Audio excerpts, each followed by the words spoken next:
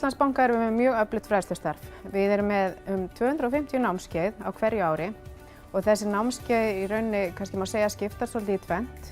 Við erum annars vegar með námskeið sem starfsmönnum er skylt að sækja, bara til þess að vera í stakk búið að sinna starfinu sínu.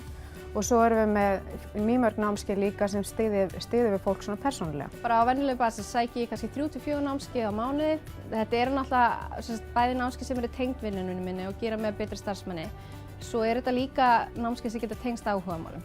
Þannig að ég get bæði fæ ég út úr þessu eitthvað bara fyrir sjálfa mig og líka fyrir vinnuna. Starfsmennirnir okkar eru mjög duglegir að viða að sér þekkingu eftir að þeir hefja störfin. Förum oft til útlanda til að læra eitthvað nýtt.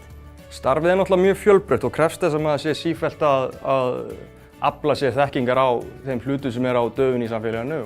Þannig að það er alveg mikið námskeið sem maður þarf bæði að fara á og líka er gott til þess að halda sér á tánum. Námskeiðum sem starfsmönnum er skylt að sækja eru þá helst kannski námskeið sem lúta að regluverki, lúta að verklagi í vinnunni, útlánum og vörum bankans.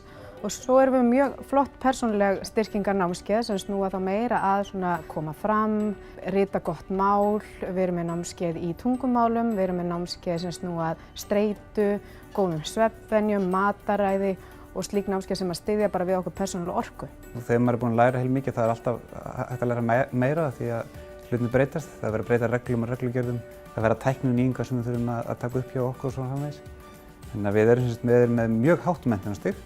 Yfirleitt eru starfsmennirnir vel menntaðir áður en þeir koma inn til okkar, en halda samt áfram að læra. Námið skilar manni fullt af svona grunnatriðum sem maður lærir. En síðan er að mínu mati allavega það mikilvægast oft sem maður lærir er það sem maður sækir fyrir utan efnið sjálft.